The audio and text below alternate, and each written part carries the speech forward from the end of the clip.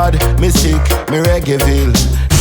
Reggaeville family, we're coming at you from Kingston, Jamaica, and to be a bit more specific where we are, we're at the headquarters of the 12 tribes on Hope Road, and I got a wonderful invitation by Micah Shemaiah. Thank you so much for having me here.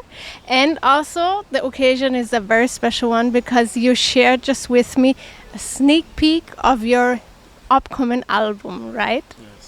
So first of all, thank you so much for having me, and tell me a bit about this project that invited me here. We're there at the 12 tribe, and give thanks again, Munchy. Give thanks for Reggaeville as usual.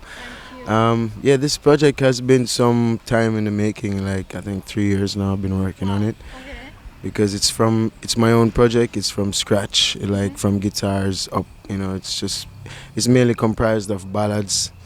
It's called Bush Tea, and it's really an album for mostly meditative purposes, because as you chat through the music, I personally don't make music for the necessary popularity of it, it's for the need of it, So I think in this time and for my own musical journey, to make a project such as this is something that I need to do. And it really speaks to who I am and where I started, just playing my guitar and singing songs, So I built all of the songs up from acoustic guitar, me and Matthias. We worked a lot in my own Bigger Dread studio and also in Evidence studio in Geneva in Switzerland. Also China Smith, we did a few songs down there. People like Squidly Cole and Bubble and so it's a very nice musical project, because what I realized that in the music business now is a lot of 5-instrument songs, and I think it's really taking away from the longevity of the song because, you hear the voice, you hear the lyrics, but normally, or back in the day, the music was just as much a part of a song as the vocals and the lyrics, And not that all songs back in the day had a lot of instrumentation, but the instrumentation was like perfectly fitting the vocals and the lyrics, So I try to really not just get a bag of rhythms and voice songs on, just to create something different, something from scratch, which is not really being done, So that's what the Bush Tea is, and as I said, it's really an enlightenment, from my Roots Eye Vision album, which is also an enlightening album. The Bush Tea now is really about stuff like when we grew up and your mother give you moringa tea or fever grass. Those are the things that really kept us, They're not talked about, they're not heralded, they're not popular, but they are very much what kept us from going to the doctor every single day. So, the songs on the album are really aligned to that type of meditation, Yeah, man. So the album is sort of a medication or a herbal tea for the soul and for the... Oh, Munchy, you are crazy. I wouldn't have come up with that myself. That's crazy. Yeah, man, that's definitely what it is. Yeah. Once I listen to that, I forgot doctor. No, straight up. It's just, and it's really for the meds, because we know if the meds is proper, we have less sickness in our bodies, So it's really for the meds too, especially. For me, it's especially for Rastafari people, for myself first and foremost, because as you trot on the road, you see a lot of distractions, a lot of things come your way. So the meditation always has to be replenished, always has to be revitalized, So yeah, for me firstly, and then as I said, for everyone, it's just to keep your meditation in a strong place. It's not that we don't live in the world and we have to take part in what the world offers, but we want to be able to have something substantial to pass on to our children. Not just partying and drinking and all that stuff, So, yeah, man. You mentioned already some of the musicians that are on it, like Bobla, Squidley, and China. I figure also the Dreadites played on it. The majority of the album. That was the main purpose for it, because, to make an album with your band, for me, it gives the musician more worth, And I really don't like the trend of most artists nowadays have their bands and the album is not really from their band, because if you decide to get rid of that musician tomorrow, because it's your band, then he really has no legacy. And most of the musicians, Earl China Smith, people like Sly and Robbie, all of these people are great today because of the music that they played on. You know what I mean? So people want that guitar, people want that bass, want that drum. You know what I mean? That's it. So you have to give them that. You know. So I made the album specifically with the Dreadites. So we played basically, I would say, 70% of the tracks. On some of the other tracks is just, as I say, people like Dalton Brownie, Squidly Cole, Earl Chino Smith, Bubbler, you know, just to name a few. Yeah. And what I heard on some of the tracks that you played for me earlier were horns as well. So who played these? Those horns were played by a brethren in Serbia. Yeah, you know, they like to knock me for using European musicians, but you know, I like music, and I like music that sounds good and people that have an energy, because I don't really make music with every and anyone. I choose very carefully. So he is a guy that I met because of him playing on Zion's Gates on the Just Solid Rock project. And he played very well on that project, and I love the way he caresses his horn, you know. So I said, "Yo, let's try something," and I gave him 3 tracks, and he did great, you know. Hornsman Coyote, you know, big him up anytime. You know? Alright, wonderful. Even though we said instruments are very important, the musical aspect is very important, the first track is an acoustic vibe. That I think there was a wonderful introduction. That was also the title track of the album. Can you give those who didn't listen as yet a little vibe of what's drawing them into the record? Well, the first track is I call it like a guitar, you know, craze, you know, because that's what Chezzy did on it, you know. Chino Smith really went in on that guitar. So it's Bush T. The track is really called Word and Works.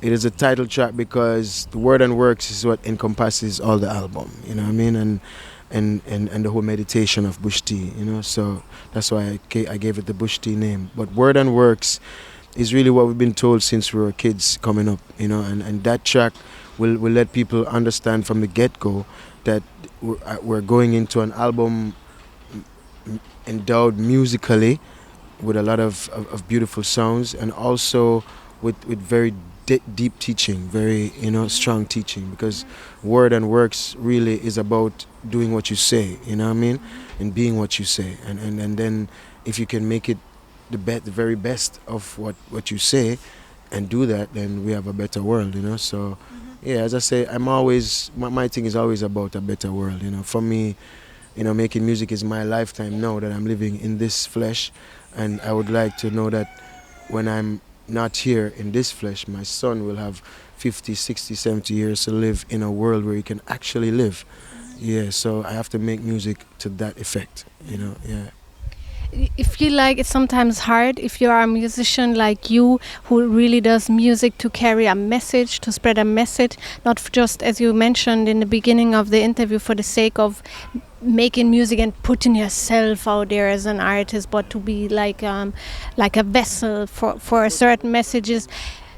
But it's still a business, so you still have to do certain things, and certain things have to put in place. There and catch yourself. It's a business, but I mean, for me, the business is the business. And the business is, if you want to survive, like I always tell my brethren, if I could win the lotto, I'd be good. Because my kind of mentality is not really about making this bag of money out of music. I want to make money. I want to be paid for doing my shows as to what I think I'm valued, yes.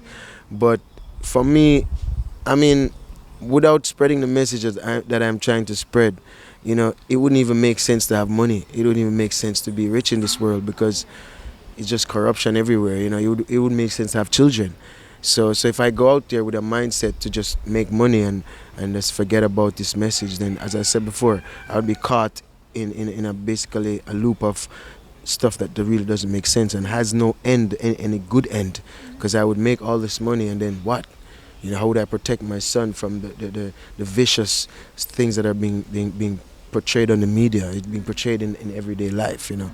How do I protect myself from all of that stuff? So it doesn't make sense. So I have to try and sow seeds that what people can hear. So if it's even 1, 2, you know, it is not everyone. And as long as it's not, because I can go to a corner store and everybody there is full of all kind of vibe and all kind of energies, but at least one person is there most times that has that free energy that you really want to connect to, you know. So to make the music that I do is really to preserve that essence, you know. And it is hard. It's very, very hard, is very stressful most times because you're not financially stable as everyone would think, because a lot of people see me and think that, oh, Micah is a touring artist and he must be cool, he must be good. Exactly.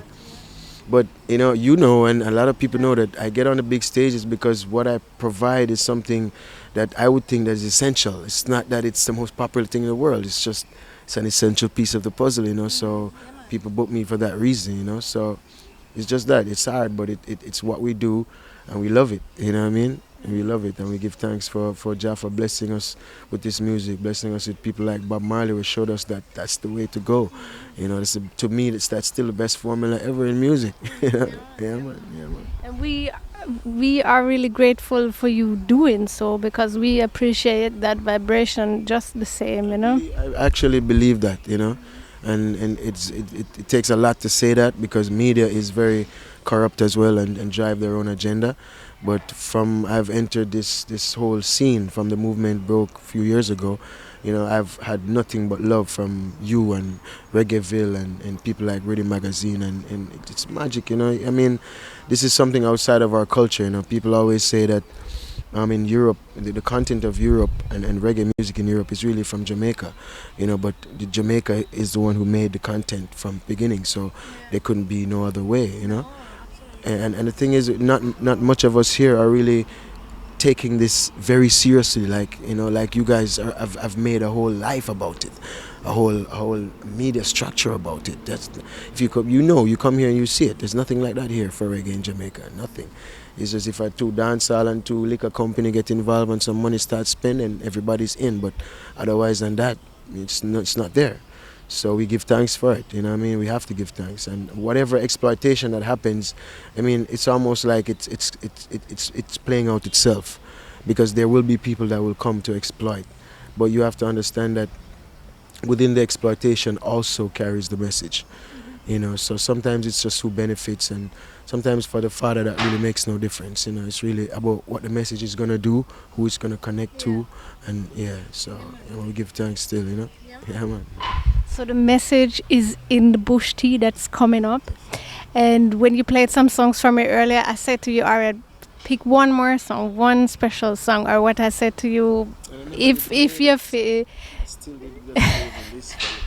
I just want, for me, I'm not going to say what every artist say because I have favorite songs of mine. But for the bush tea, it's like every song goes into the other song. It's like as I say, it's a meditative process. So if you listen to the album on a whole, you'll kind of find that each song is speaking to a particular principle of the same subject. And the subject is word and works, bush tea, So all of them are speaking to a different element of that same subject. So it's just to sip some tea, Mm-hmm. Yeah, man. So how many tracks will be on it overall, and when can we expect to hear the bush tea finalized? It's 13 tracks, one more than I normally do. Will be out on vinyl as usual. We're not sure of the release date yet because I'm really trying to get like that final touch to make it just, because we went through a big process in even choosing the songs. So we have a lot of songs that we recorded and some not recorded, and we decided to choose these 13, So we want to go through the process of making sure that it's good enough for the listener for ages, as I like to make music for that it can last for a very long time. The message is always there, so the message will last, but the musicality of it is also key, and that's key for the commercial aspect. So I have to make sure of that, harmony is tight, mixing tight. And then when we done that, then the world, for sure this year, very soon this year, I wanted it to be to my birthday coming up, but that not gonna really work still. So I have to just make some plans for down the line. But it's gonna drop in the first half of this year for sure. Yeah, man. You spoke of harmonies just a while ago. Who sang harmonies on it? Because I heard them as well. I recognize some amazing female vocals. Yeah, that amazing female vocal is from my sister Kim, who is also coming out with a very powerful solo project soon. So you can look out for that. She's working with Java Evil. Java Evil is always like, you can sing? Come, let me produce you. Let's go. So and it's always quality. So people know say anything we drop from there, so it's quality. So you can look out for her. And then Matthias as usual, on some of the tracks, and the rest of the Dreadites, Ica, Giant, we kind of, and then Dalton as well, Dalton Brownie, who is very close to me from I was a kid, till now. So he's also playing one of the tracks and harmonying as well. Yeah, man. Yeah, man. So we have definitely the bush tea to look forward to. Last question though, like in the meantime, if I actually want to sip some tea, what would you recommend for me to put in my bush tea? Musically? Anyhow. All right. Well, right now for you, for Munchy, who just had her kid and is going forward in life, I would say listen to some Nina Simone, and then I would add that in that super vibe with your other half. Listen to some Sade. All right, that sounds like a very, very good plan, man. Thank you so much. Micah, I wish you all the best for the bush tea. I'm really looking forward to hearing the final project. What I heard so far was really, really wonderful and amazing and a great pleasure. And I do thank you for inviting me here and sharing your music. I'm always thankful for you, and as I said, Reggaeville. Reggaeville, you are so lucky to have Munchy. Munchy is... No man, but every artist should tell you that, because you make it easier for this whole interview thing, you know what I mean? Because me not really like talk to everybody a certain way, but you make it very comfortable, so I give thanks for that. Thank you. Me bad, me sick, me Reggaeville.